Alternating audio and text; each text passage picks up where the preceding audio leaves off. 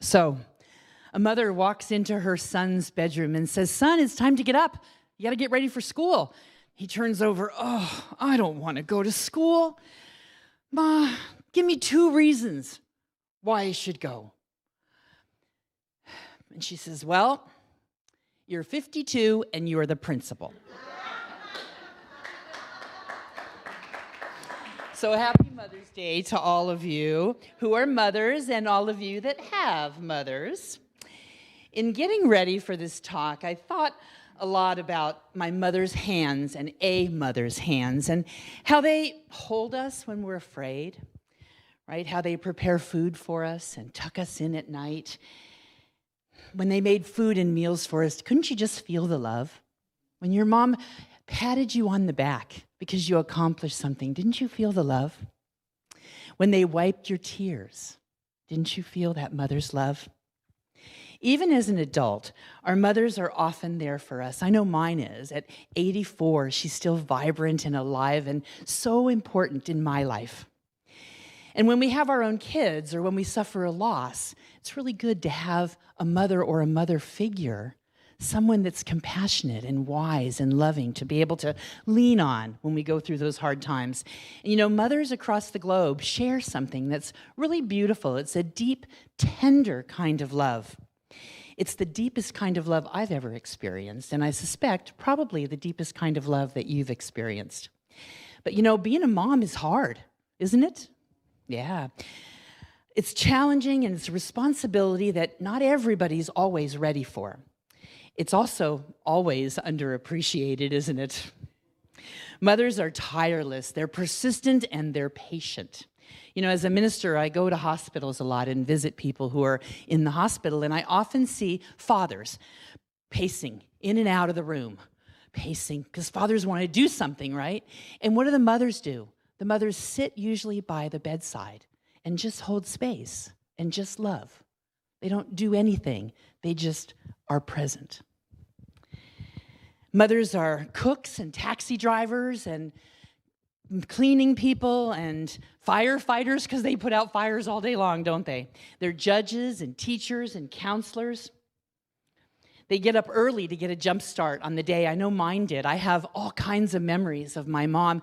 She used to get up at 4 o'clock in the morning to make my dad breakfast and then pack his lunch because he had to leave at 5. And then she would make our breakfast, there was 5 of us, pack our lunches, all before we even got up. And sometimes when I would walk downstairs at 6 o'clock or so, she'd be on her hands and knees scrubbing the floor before any of us even got up. Mothers work really hard. And you know, I remember just maybe 6 months ago or so, my mom told me that her fingerprint card had expired. She volunteers at elementary schools and often tells stories to the young kids. And you know, the acorn doesn't fall far from the tree, right? The storytellers in my family. But my mom told me that she had to renew her fingerprint card. And when she went to go get her fingerprints taken, they had a really hard time because her fingerprints were almost non-existent because of years of scrubbing and using coarse, like Comet and those kinds of things and bleach, that her fingerprints had almost disappeared. Just mothers work really hard. You know, there was a young boy, 16, had his first job, and he was sitting at the pizza parlor with his friends telling them about the job. And he said, "I work hard. I have to get up at 5 o'clock in the morning to go to work. And my mom gets up with us and makes breakfast for us, and she packs me and my dad a lunch." And then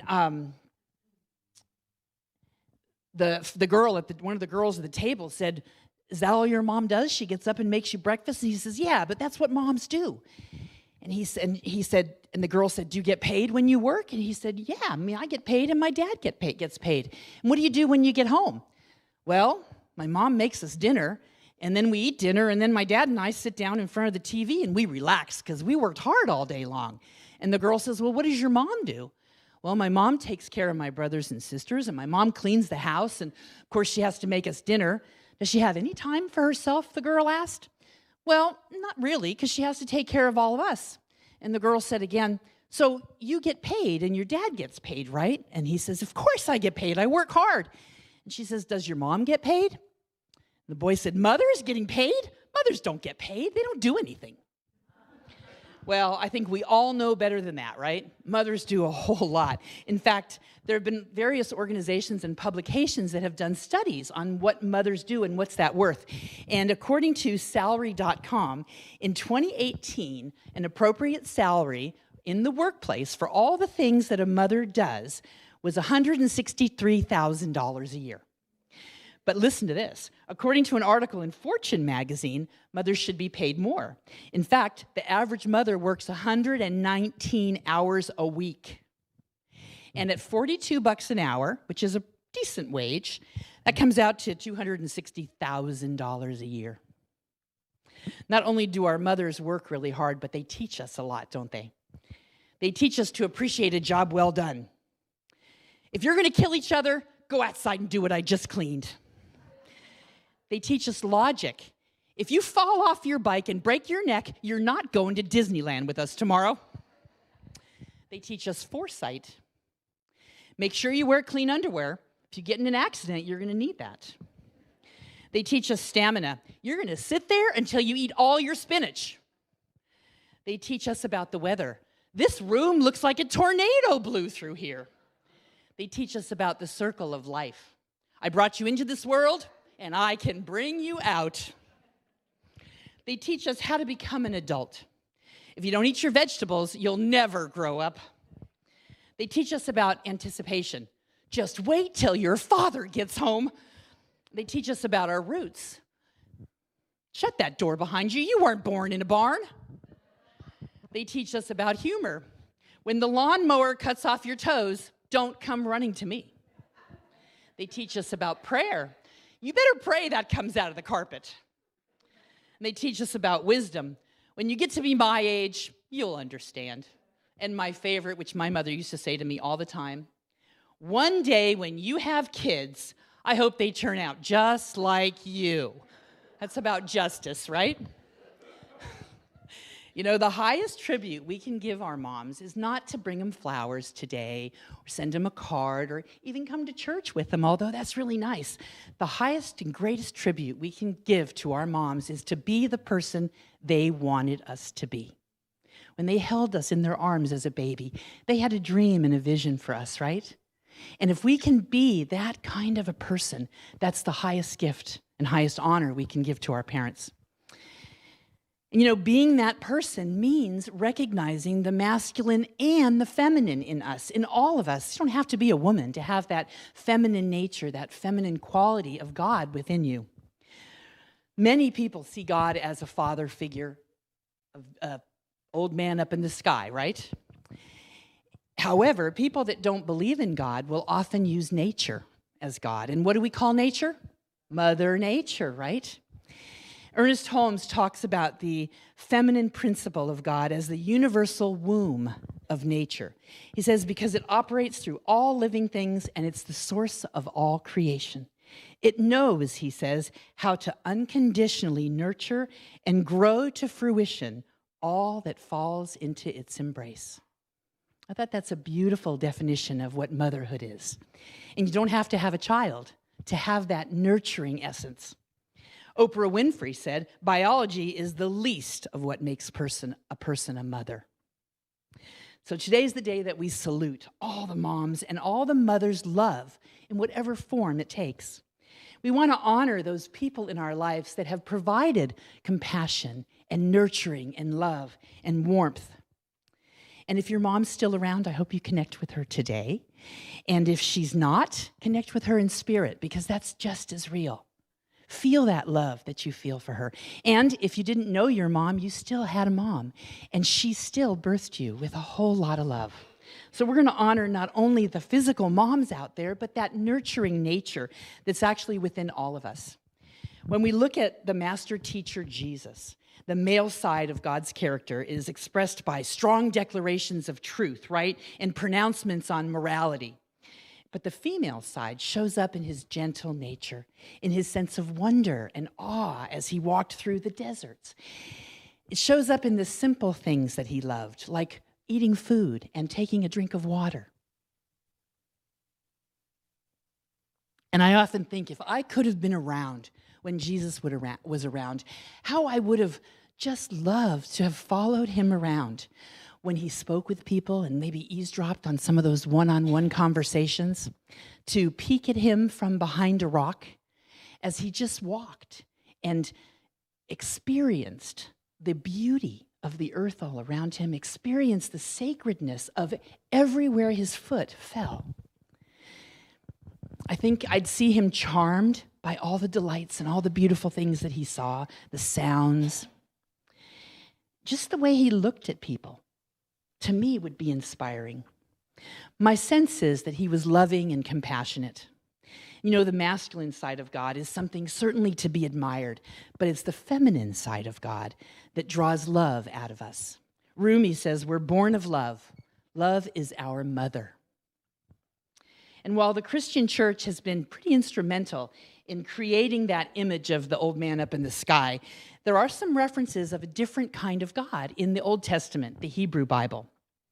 Long before the Christians did a little bit of cleaning, if you will, of the Bible and formulated this male image of God, the Hebrew people used lots of different words for God.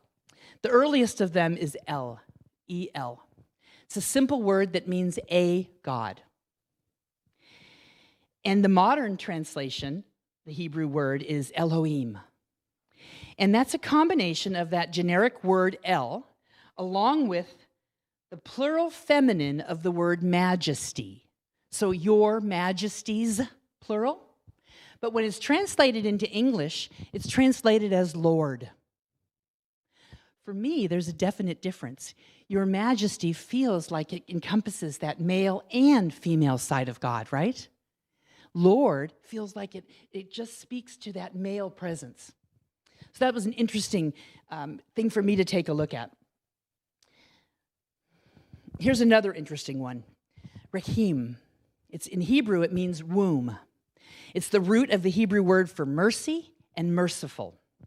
And whenever the word Rahim is used to describe God's love, in English, it's described as compassionate love.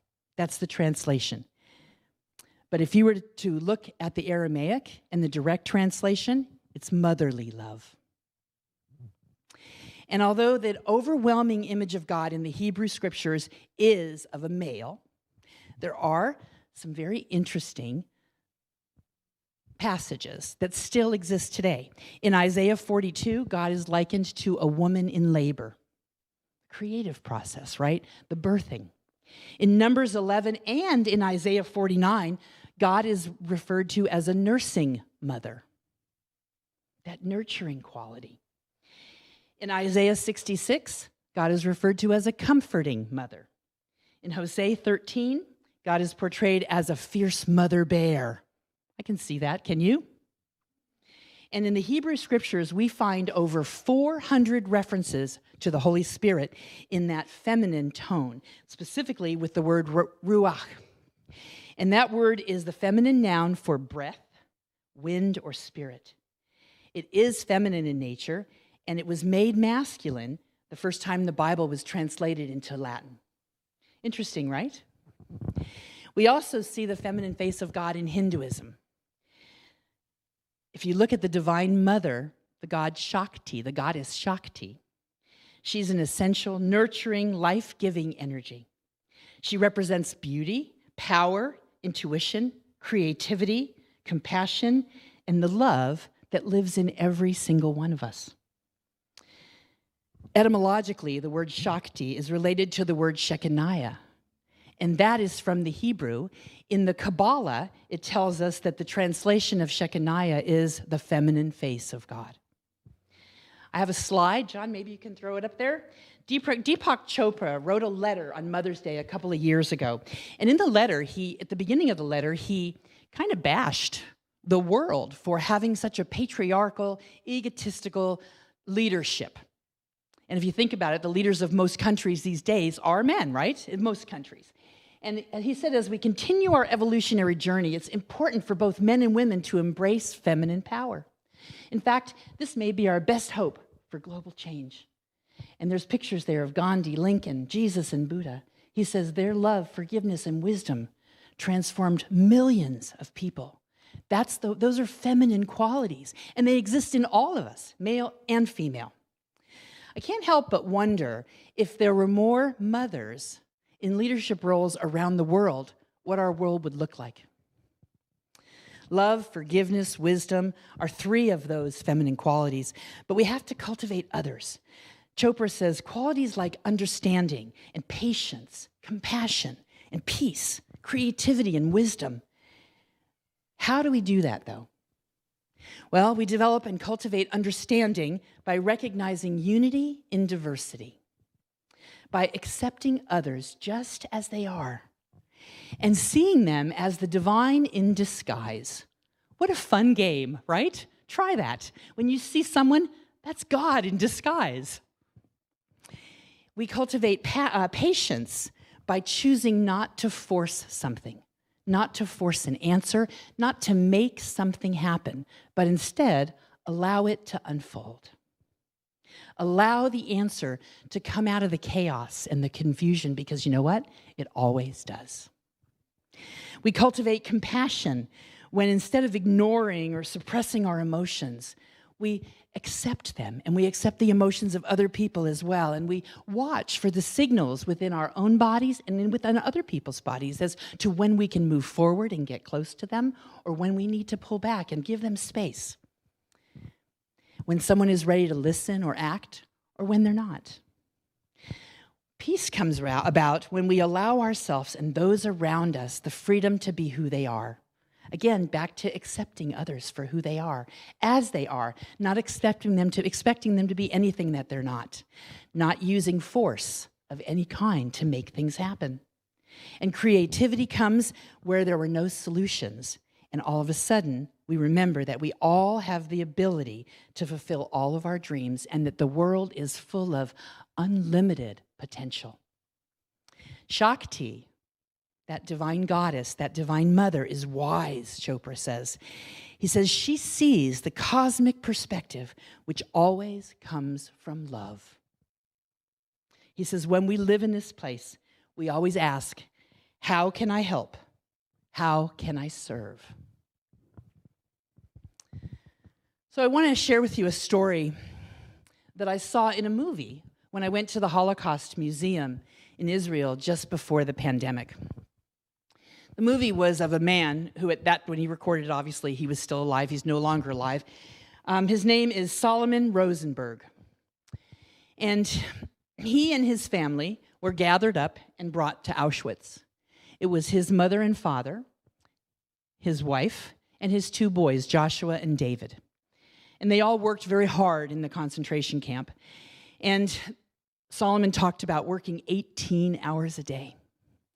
And when he was finished with his shift, he always would return to the barracks and look for the familiar faces of his family. Well, one day, his mother and father weren't there. And I think everyone sort of expected that to happen as they were aging and they weren't able to work much more, and people were disappearing all the time, and they all knew what happened, but they never talked about it. They grieved privately and on their own. Well, Solomon started to worry about his youngest son, David, who had always been a little bit frail, who was having a really hard time. He was 14 years old. He was having a really hard time working those 15, 16-hour shifts that young children were expected to work. Solomon worried about him every day. Well, every day when he returned to the barracks, he looked for his family, and they would huddle together in a loving embrace and give thanks for one more day of life. Well, one day when Solomon returned, he didn't see his family. So he looked everywhere. Finally, he saw Joshua, his oldest son, stooped in a corner in tears. And he went up to him and put his arms around him, and he said, "Oh, Joshua, please tell me it isn't so." And Joshua said, "It is so, Papa. David couldn't work anymore, and so they came for him." And Solomon fell on the floor in tears. And then he looked at Joshua and said, "And where's your mother?" And Joshua said, "Well, Papa, when they came for David, he was crying and he was afraid. And Mama stood up and took his hand and told him not to be afraid. And she walked with him." That's a mother's love. A mother's love and a mother's hands are so powerful.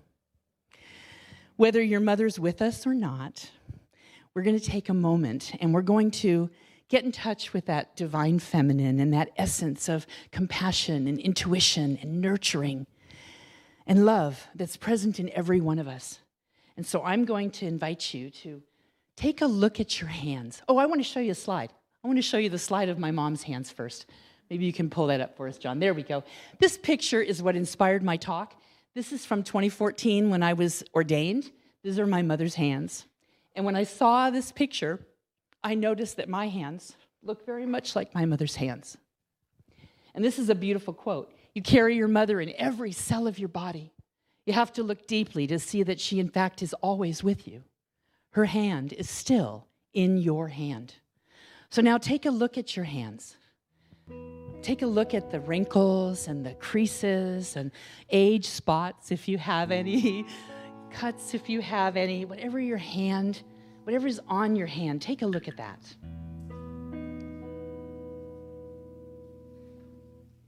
There we go.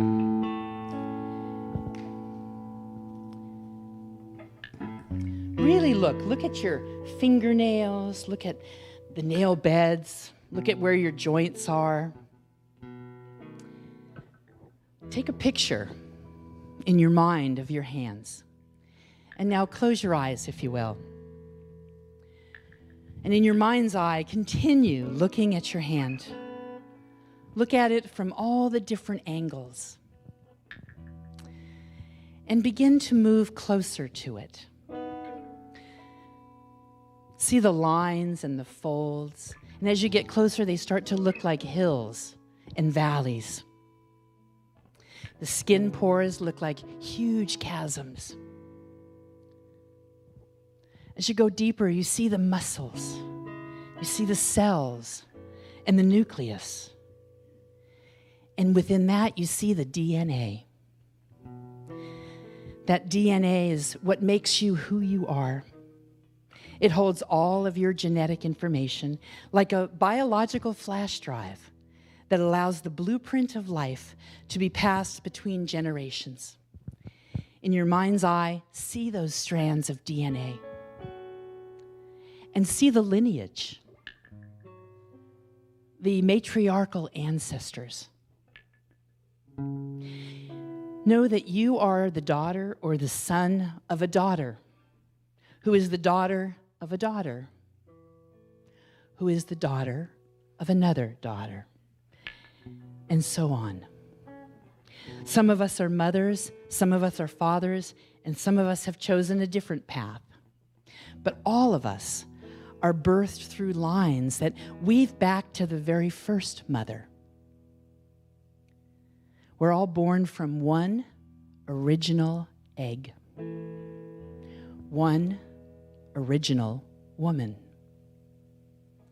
And that woman was created from one original man. Both creations of the divine. We're all connected. From the very beginning, we've always been connected, and we're connected in the now. We are truly all one. So experience this magnificent feeling of support of all of those ancestors that are right here with you right now, because your hand is your mother's hand and her mother's hand.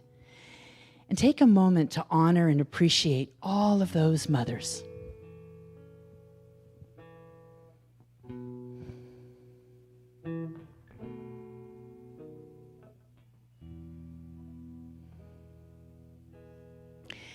And now remind yourself that that nurturing and creative force lives within you.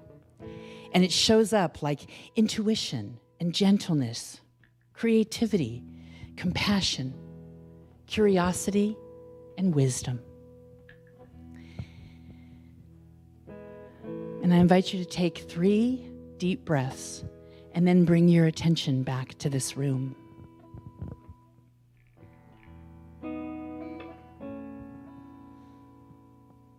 So we're not finished yet. I have Marjorie and Janice, who are going to pass out, and Pam, who are going to pass out a small container of lotion.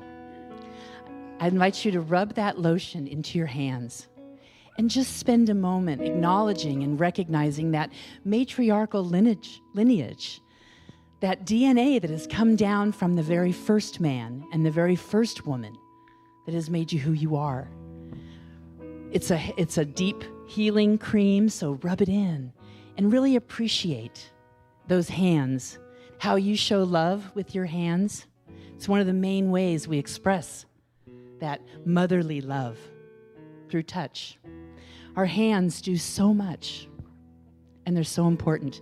So take a minute and honor them and honor everything that has gone into making you who you are. Every one of those mothers, your mother, your grandmother, your grandmother's grandmother, your great-great-great-grandmother, all the way back to Eve, that first mother. And see her DNA in your hands.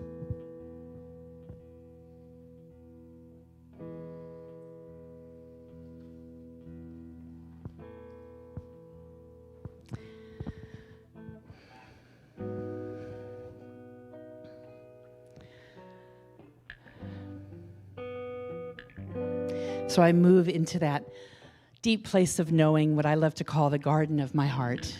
And it's here that I recognize that motherly love that truly lives in every person, male or female. And it's that balance of energy that makes the world go round. It's that balance of energy that makes the crooked ways straight. It's that balance of energy that allows us to love and feel love and to be loved. And so I honor this nurturing, divine feminine energy that's in every person. I honor Mother Nature and the Divine Mother, Shakti, Mary, so many names, but one power and one presence, one essence that is both male and female.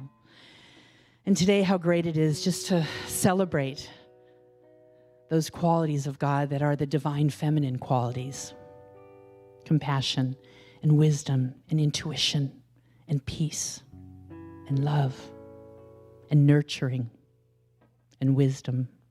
And so it's with a heart full of gratitude that we step into this day and celebrate motherly love, the power and the miracles that happen when we know who we are. And so it is. Amen.